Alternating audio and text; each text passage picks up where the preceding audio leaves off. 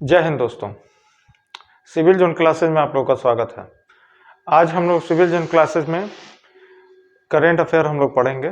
Current affair जो इस महीने का करंट अफेयर है, इस महीने क्या नवंबर में जो जो इम्पोर्टेंट घटनाएं अभी तक हुई हैं 21 नवंबर के बीच तक, 1 नवंबर से लेकर 21 नवंबर तक, उसको हम लोग क्या किए हैं, एक कंटेंट के तौर पे उसको हम नोट कर दिए हैं। इसका होगा क्या कि जब आप करंट अफेयर मतलब ऐसे पढ़ेंगे कि 3 दिन 4 दिन 5 दिन का इकट्ठा करंट अफेयर एक ही पास हो गया, तो बाद में बोझ नहीं बनेगा। जब एग्जाम आता है तो रस आवर होने लगता है कि मतलब सब लोग दौड़ने लगते हैं करंट अफेयर याद करने के लिए और कुछ याद नहीं होता है। लास्ट आवर हम लोग कुछ याद नहीं रहता है और जब एग्जाम में जाते हैं तो काफ़ी गड़बड़ करते हैं। और आपको पता है करंट अफेयर का कितना इंपॉर्टेंस है, अब बढ़ता ही जा रहा है, day by day the increasing, मतलब बढ़ता ही जा रहा है। तो हम क्या सोचे हैं, हम ये सोचें कि करंट अफेयर पर डे अगर नहीं कर पाए, पर डे अगर नहीं कर पाए तो 2 और 4 दिन, 2 दिन, 3 दिन, 4 दिन पे करंट अफेयर हम खुद इकट्ठा करेंगे। और वो करंट अफेयर जो रहेगा ना, एकदम एग्जाम ओरिएंटेड रहेगा, फालतू का कोई भी नहीं। आजकल हम देख रहे हैं कि जो किताबें आ रही हैं, जो बुक्स आ रही हैं, उसमें कुछ भी दे रहा है करंट के तौर पे। लेकिन हर एग्जाम का अपना एक टेस्ट होता है। जैसे आप एसएससी जीडी देने जा रहे हैं, उसका अलग तैयारी है, उसका अलग करंट अफेयर है, एसएससी का करंट अफेयर अलग होता है। रेलवे दे रहे हैं, रेलवे का करंट अफेयर अलग होता है। ऐसे ही स्टेट पुलिस दे रहे हैं तो उसका करंट दूसरा होता है। ठीक है, फिलहाल हम ऐसा कर रहे हैं कि जो मोस्ट इंपॉर्टेंट करंट अफेयर है, जो बहुत ज्यादा इंपॉर्टेंट है, जो हमको लगता है, ठीक है, हमारे हिसाब से जो लगता है सबसे इंपॉर्टेंट है, उसको एक जगह हम इकट्ठा कर देते हैं, जिससे आपको ज्यादा से ज्यादा फायदा होगा। और याद रखिएगा, ऐसे जो जा रहे हैं आपको बताने, वैसे करंट आपको याद नहीं करना पड़ेगा। जब आपके सामने आएगा पेपर, आप स्वयं हल कर सकते हैं। तो इसको हम फिलहाल नवंबर से स्टार्ट कर रहे हैं। 1 नवंबर से लेके 21 नवंबर तक का जो भी हमको लगा है, जो सबसे इंपॉर्टेंट है, वो हम यहाँ आपके सामने रख रहे हैं। ठीक है, तो याद नहीं करना पड़ेगा। सबसे बड़ी बात है कि जो सबसे ज्यादा बोझ बच्चों पे बन जाता है कि लास्ट में एक खरीदते हैं, सब खरीदते हैं सारे बच्चे, ठीक है, खरीदते हैं सारे बच्चे मतलब करंट की बुक, ठीक है, और वो याद नहीं हो पाता है। सबसे बड़ी बात है, उसको देखते हुए हम ये कर रहे हैं कि आपका बोझ को कम से कम करेंगे और एकदम टू द पॉइंट बताएंगे, जिससे आपको करंट में दिक्कत नहीं आने वाली है, इतना जान लीजिए।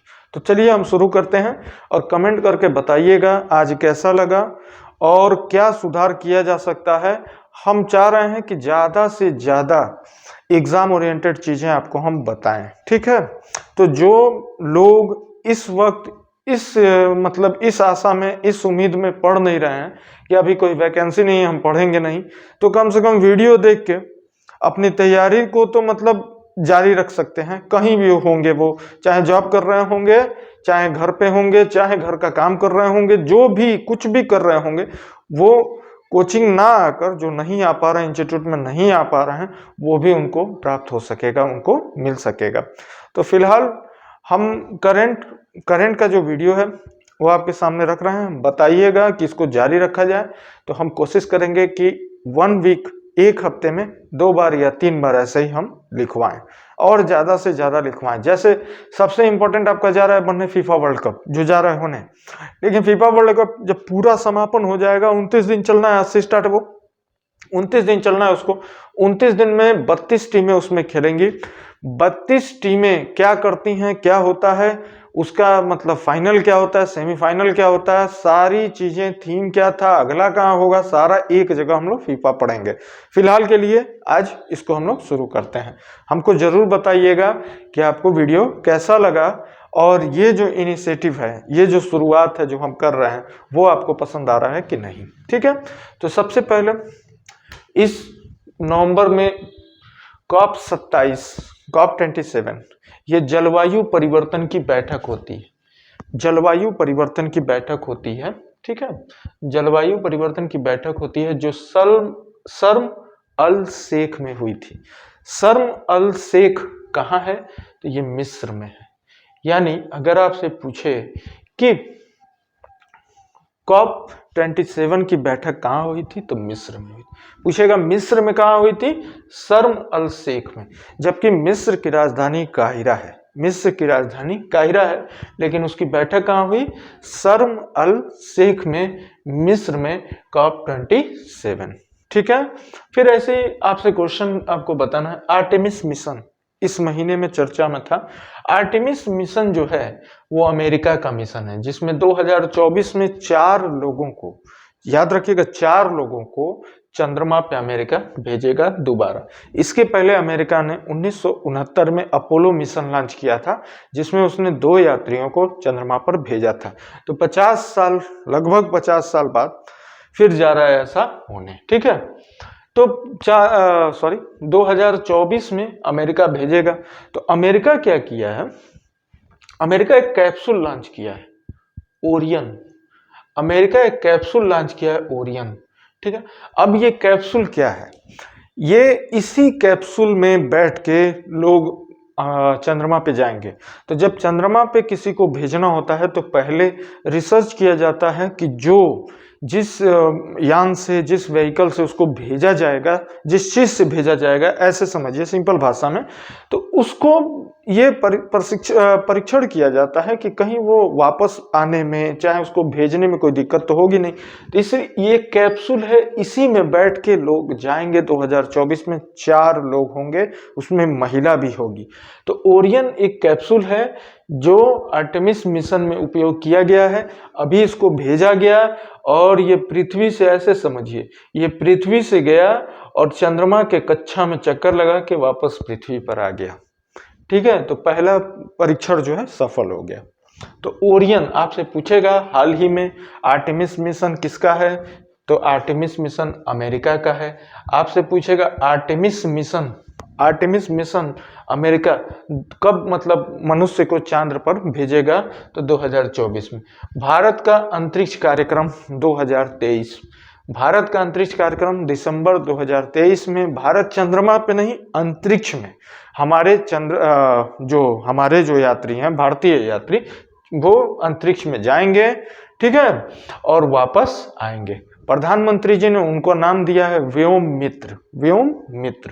और 2030 में चीन जो है, 2030 में चीन, ठीक है, इसको अपना मानव मिशन लॉन्च कर रहा है 2030 में। 2023 में भारत चंद्रमा पर नहीं, अंतरिक्ष में हमारे व्योम मित्र जो हैं वो जाएंगे। ठीक है। G20 की बैठक अभी हुई है, इंडोनेशिया में हुई है। ठीक है। इंडोनेशिया के बाली में हुई है। G20 की बैठक इंडोनेशिया के बाली में हुई है।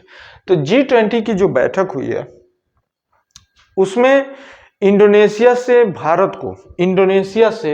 भारत को अध्यक्षता मिली है 1 दिसंबर को। ये डेट याद रखिएगा, G20 का अध्यक्ष 1 दिसंबर को भारत बनेगा।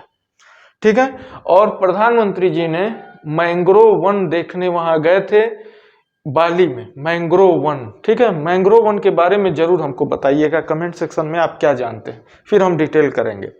फिर G20 जो है, यहां अब हम मिटाते हैं इसको। G20 से एक शब्द और जान लीजिए लो, ट्रोइका। G20 में एक शब्द होता है ट्रोइका।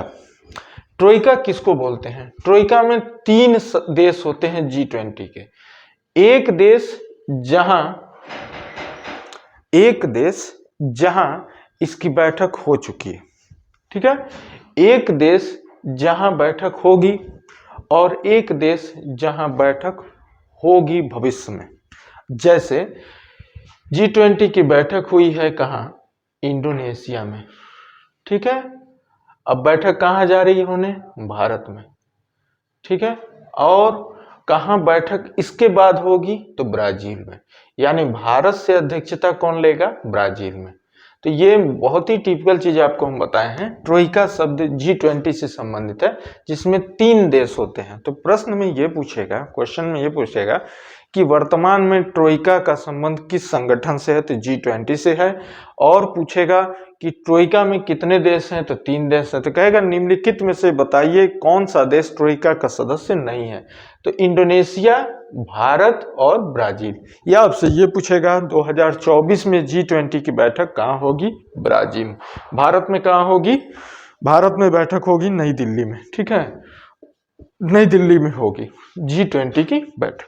G20 की जब बैठक होती है तो सैकड़ों सम्मेलन होते हैं। जिस देश में बैठक होने रहती है तो साल भर सम्मेलन होते हैं, वर्ष भर सम्मेलन होता रहता है G20 का। तो भारत में भी सम्मेलन अब शुरू हो जाएगा। जैसे भारत 1 दिसंबर से अध्यक्ष बनेगा तो शिक्षा पे सम्मेलन, पर्यावरण पे सम्मेलन, अलग अलग सम्मेलन अलग अलग शहरों में होंगे। इसी तरह G20 विज्ञान सम्मेलन होगा 2023 में कोयम्बटूर में। बहुत इंपॉर्टेंट है कि G20 का विज्ञान सम्मेलन भारत में कहाँ आयोजित किया जाएगा 2023 में, कोयम्बटूर में, ठीक है। फिर प्रधानमंत्री जी, अच्छा G20 की स्थापना कब हुई थी, ये हमको बताइएगा कमेंट करके। प्रधानमंत्री जी ने, ठीक है, BHU में आज सुबह क्लास में पूछे हैं कि काशी तमिल संगमम, तो सब लोग बता दिए, हम पूछे हुआ कहाँ, तो कई लोग बता नहीं पाए। काशी तो बता दिए, काशी में हुई है, काशी में कहाँ हुआ था, तो BHU में। काशी और तमिल भाषा को माना जाता है विश्व की सर्वाधिक प्राचीन भाषा, एंशिएंट भाषा, ठीक है। तो काशी तमिल संगमम BHU में हुआ है, ठीक। अब आते हैं, मालूम है नॉर्थ ईस्ट या पूर्वोत्तर में कितने राज्य हैं, उसमें से एक अरुणाचल प्रदेश बहुत ही इंपॉर्टेंट राज्य है। अरुणाचल प्रदेश की राजधानी है ईटानगर। ईटानगर में पूर्वोत्तर में ईटानगर में अरुणाचल का प्रथम ग्रीनफील्ड हवाई अड्डा बना है। अरुणाचल का पहला ग्रीनफील्ड हवाई अड्डे का मतलब ये होता है कि जो हवाई अड्डा बिल्कुल नया बनाया गया हो तो उसको ग्रीनफील्ड हवाई अड्डा कहते हैं। तो कहेगा हाल ही में पूर्वोत्तर के किस राज्य में पहला ग्रीनफील्ड हवाई अड्डा खुला है, तो अरुणाचल प्रदेश में, ठीक है। मनिका बत्रा टेबल टेनिस खेलती हैं, कौन सा खेल खेलती हैं ये भी जानिए, मनिका बत्रा, ठीक है। मनिका बत्रा 100% एग्जाम में आएगा, क्यों, बहुत बड़ी उपलब्धि है। इंटरनेशनल टेबल टेनिस फेडरेशन जिसने एशियन गेम कराया, ठीक है, बैंकॉक थाईलैंड में। तो मनिका बत्रा 22 वर्ष बाद टेबल टेनिस में कांस्य पदक, कोई भी पदक जीतने वाली 22 वर्ष बाद दूसरी भारतीय बनी है।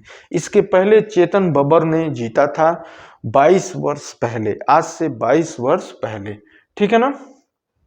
हिना हयाता को हराया, और हिना हयाता जापान की रहने वाली, ठीक है। टेबल टेनिस आपसे पूछेगा, हाल ही में मनिका बत्रा ने कांस्य पदक जीता है। कांस्य पदक जो है, ठीक है, कांस्य पदक उन्होंने जो जीता है वो किस खेल में जीता है, तो टेबल टेनिस में। पूछेगा एशियन गेम्स जिसमें कांस्य पदक जीता है वो कहाँ आयोजन कहाँ हुआ था, बैंकॉक। अब कितने वर्ष बाद किसी भारतीय ने जीता है, आज तक दूसरी भारतीय बनी है 22 वर्ष बाद, ठीक है।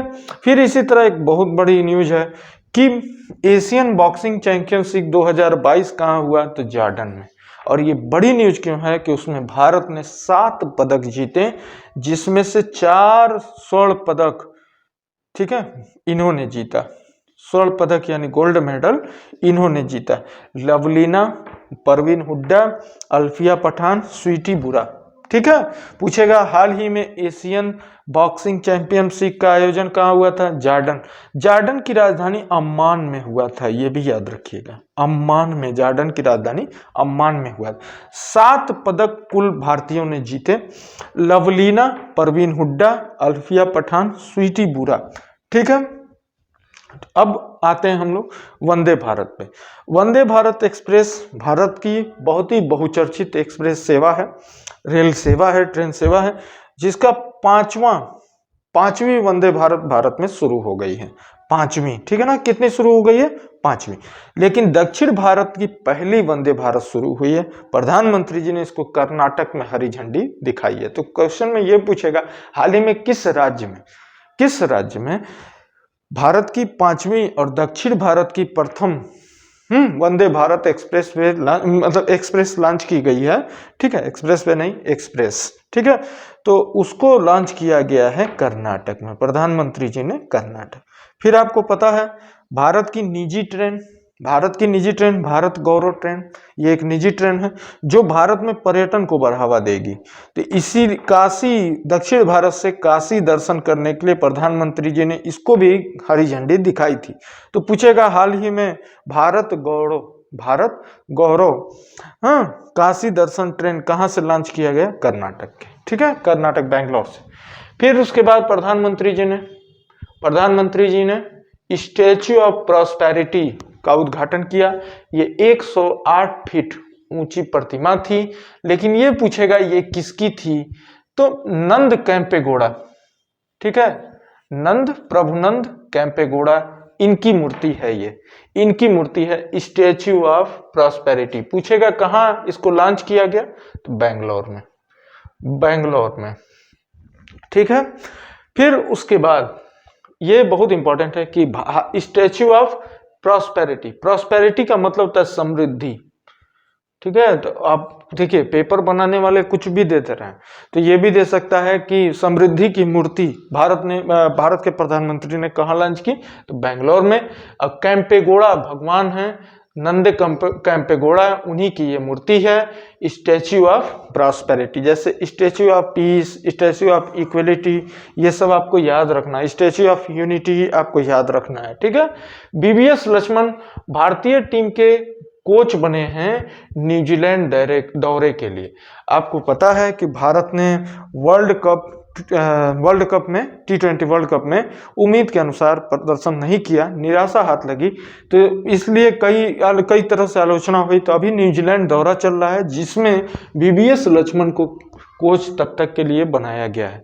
तो पूछेगा हाल ही में किसको राहुल द्रविड़ की जगह पे कोच नियुक्त किया गया है? बीवीएस लक्ष्मण। फिर अब बहुत इंपॉर्टेंट चीज क्या है? दुनिया की जनसंख्या 8 अरब हो गई है।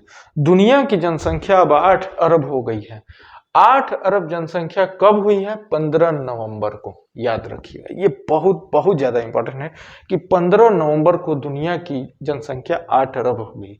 और याद रखिएगा 4 अरब से 8 अरब होने में 48 साल लगा है। 4 अरब से यानी दुगुना होने में 48 वर्ष लगा है, ठीक है। और 7 अरब से 8 अरब होने में जो 100 करोड़ जनसंख्या बढ़ी है, उसमें 17.7 करोड़ केवल भारत से बढ़ी है। मतलब क्या हुआ?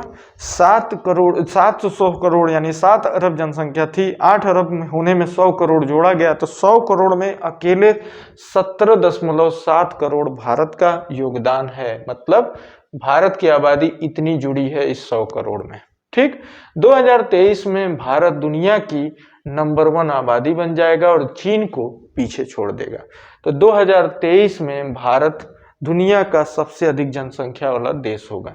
2050 तक भारत की जनसंख्या 160 करोड़ हो जाएगी और 2037 में, देखिए 2037 में 8 अरब से जनसंख्या बढ़कर हो जाएगी 9 अरब। 8 अरब से जनसंख्या हो जाएगी 9 अरब, ठीक है, 9 अरब हो जाएगी। 8 अरब से 9 अरब कब होगी? 2037। अब आते हैं हम लोग भारत ने अंतरिक्ष में बहुत लंबी छलांग लगाई है, जिससे मतलब हमारा जो देश है गर्व का क्षण था कि भारत की पहली, ठीक है, भारत की पहली निजी क्षेत्र की कंपनी ने रॉकेट लॉन्च किया। भारत की पहली निजी क्षेत्र की कंपनी ने अपने रॉकेट से 3 पेलोड होता है जो रॉकेट के साथ भेजा जाता है, अंतरिक्ष में लॉन्च किया। उस कंपनी ने मिशन का नाम रखा प्रारंभ।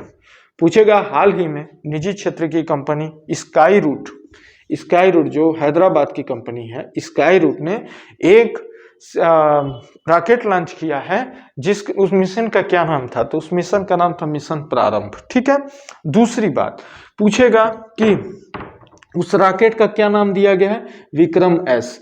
विक्रम साराभाई भारतीय अंतरिक्ष कार्यक्रम के जनक हैं और उन्हीं के नाम पे विक्रम एस रॉकेट उन्हीं के सम्मान में रखा गया।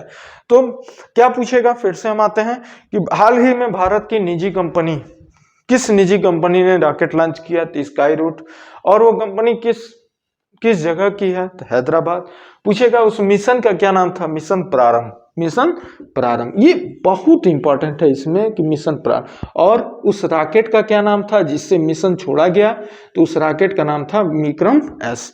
और वो कितनी ऊंचाई पर गया? तो 89.5 किलोमीटर। पहले कोई ठीक नहीं है, ऊंचाई दे दे तब क्या करेंगे आप? तो आज का ये करंट अफेयर था। बहुत से लोग कमेंट करके और हमारे पास मैसेज करके, व्हाट्सएप पे मैसेज करके बोल रहे हैं कि आप ऑनलाइन ही जीएस जीके सारी चीजें पढ़ाइए। ठीक है, बहुत से ऐसे लोग हैं जो ऑफलाइन नहीं आ पा रहे हैं, कई दिक्कतें हैं, ठीक है, या हम तक नहीं पहुंचे। तो हम ये सोचे हैं कि उन लोगों को जैसे हम क्लास में पढ़ाते थे, ठीक है, जैसे हम क्लास में पढ़ाते थे एकदम वैसे ही हम लोग पढ़ाई किया जाएगा। फिलहाल के लिए आप हमको बस ये बताइए जो हम आपको बताएं आज, तो आपको कैसा लगा? हम सप्ताह में, वीक में 1 बार, 2 बार, 3 बार हम ऐसे ही इकट्ठा करके और आपको एक जगह लिख देंगे, जिससे आपको याद करने में, जब आप करंट पढ़ेंगे तो आपको याद करने में दिक्कत नहीं होगी। और दूसरा तो हमको लग रहा है कि आपको पढ़ने की जरूरत नहीं पड़ेगी। और रहा बात जीएस का, अगले वीडियो में हम आपसे जीएस को ही लेकर अभी मिलेंगे, ठीक है। अगले वीडियो में हम आपको जीएस लेके मिलेंगे। जीएस के बारे में हम विस्तार से आपको बताएंगे कि हमारी क्या प्लानिंग है, क्या योजना है, जिससे आने वाला जो जनवरी फरवरी है उसमें भाग दौड़ मचेगी। जब वैकेंसी आ जाएगी और 2 महीने का टाइम मिलेगा, 1.5 महीने 2 महीने का टाइम मिलेगा एग्जाम देने के लिए, तब पता चलेगा कि आपने कितनी बड़ी गलती कर दी है। जो लोग सीरियस नहीं हो रहे हैं, जरूरी नहीं है कि अगर वैकेंसी नहीं है तो हम ना पढ़ें, पढ़ाई अपनी जारी रखनी चाहिए। अगर आप ऑफलाइन नहीं आ सकते हैं तो ऑनलाइन आने की कोशिश करिए। हमको वीडियो में कमेंट करके जरूर बताइएगा कि आज का वीडियो कैसा लगा और हम क्या क्या सुधार करें। हम बिल्कुल क्लास की तरह, जिसमें reasoning, GS, mathematics, current affair, Hindi, English, जैसे भी हमको पॉसिबल हुआ हम एकदम क्लास की तरह पढ़ाना चाहते हैं। अगर आप लोग तैयार होंगे तो आप हमको वीडियो में जरूर बताइएगा कि क्या कमी रही। हम और डिटेल कहिएगा तो और डिटेल बताने की कोशिश करेंगे। जो भी कमी लगेगी जरूर बताइएगा, सभी से रिक्वेस्ट है। तब तक के लिए जय हिंद, जय भारत।